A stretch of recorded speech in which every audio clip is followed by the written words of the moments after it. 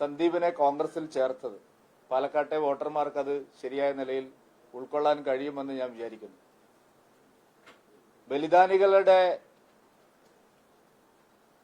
കാര്യത്തിൽ അവരെ വഞ്ചിക്കുന്ന സമീപനമാണ് ഇപ്പോൾ ഉണ്ടായിരിക്കുന്നത്. ഇതൊരു തിരക്കഥയാണ്, അപ്രസക്തമായിട്ടുള്ള ഒരു തിരക്കഥയാണ്. ഈ തെരഞ്ഞെടുപ്പിലോ കേരളത്തിൽ BJPക്കകത്തോ ഇതൊരു ചലനവും ഉണ്ടാക്കാൻ പോകുന്നില്ല. ഒരു ചലനവും ഉണ്ടാക്കാൻ പോകുന്നില്ല. നിങ്ങൾ എന്റെ വാക്കുകൾ ഉറപ്പിച്ചെഴുതിക്കോളൂ. ഈ കോൺഗ്രസ് പ്രവേശനം ഒരു ചലനവും ഉണ്ടാക്കാൻ പോകുന്നില്ല. സന്ദീപിനെതിരെ നേരത്തെയും പാർട്ടി നടപടിയെടുത്തതാണ്. ആ നടപടി ഫേസ്ബുക്ക് പോസ്റ്റ് ഇട്ടതുകൊണ്ടൊന്നും ആയിരുന്നില്ല. നിങ്ങൾക്കെല്ലാവർക്കും അറിയാം. ഞാൻ ആ നടപടിയുടെ കാരണങ്ങൾ അന്ന് പുറത്തു പറയാതിരുന്നത് ഒരു രാഷ്ട്രീയ പാർട്ടി പുലർത്തേണ്ട, സാമാന്യമായി പാലിക്കേണ്ട മര്യാദയുടെ പേരിൽ മാത്രമാണ്. അതുകൊണ്ട് VD സതീശനും സുധാകരനും ഞാൻ എല്ലാ ആശംസകളും നേരുകയാണ്.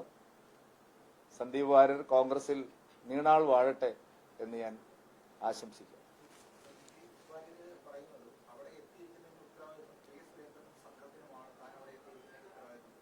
ആയിക്കോട്ടെന്ന് സന്ദീപ് വാര്യർ ഞാൻ എല്ലാ ആശംസകളും നേരുകയാണ്. സന്ദീപ് വാര്യരെ മുറുകെ പിടിക്കാൻ ഞാൻ സുധാകരനോടും സതീശനോടും വീണ്ടും വീണ്ടും അഭ്യർത്ഥിക്കുക. സന്ദീപ് വാര്യരെ കൈ ഉറപ്പിച്ച് പിടിക്കണം.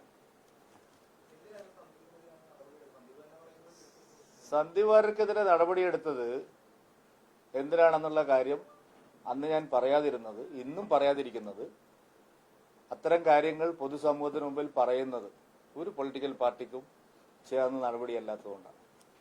നിങ്ങൾക്കെല്ലാം അറിയാം, പിന്നെ എന്തിനാണ് എന്നോട് ചോദിക്കുന്നത്? അതുകൊണ്ട് ഇതൊരു തരത്തിലും തെരഞ്ഞെടുപ്പിനെയോ കേരളത്തിൽ BJPയോ ബാധിക്കുന്ന വിഷയമേല അപ്രസക്തമായിട്ടുള്ള കാര്യമാണ്. ഇത് ഒരു തരത്തിലും പ്രതികരിക്കേണ്ട കാര്യമല്ല. പക്ഷെ ഇന്ന് പാലക്കാട് ഞാനിവിടെ ഉണ്ടായിട്ട് നിങ്ങളോട് ഇതിന് മറുപടി പറഞ്ഞില്ലെങ്കിൽ, അതുകൊണ്ട് ഈ തെരഞ്ഞെടുപ്പിൽ കോൺഗ്രസ് പരാജയം മണക്കുന്നു. UDF തകർന്ന് തരിപ്പണമാകും. BJPക്കകത്ത് ഒരു ചലനവും, ഞാൻ ഒരിക്കൽ കൂടി പറയാം, ഒരു ചലനവും ഈ കോൺഗ്രസ് പ്രവേശം കൊണ്ടുണ്ടാകില്ല.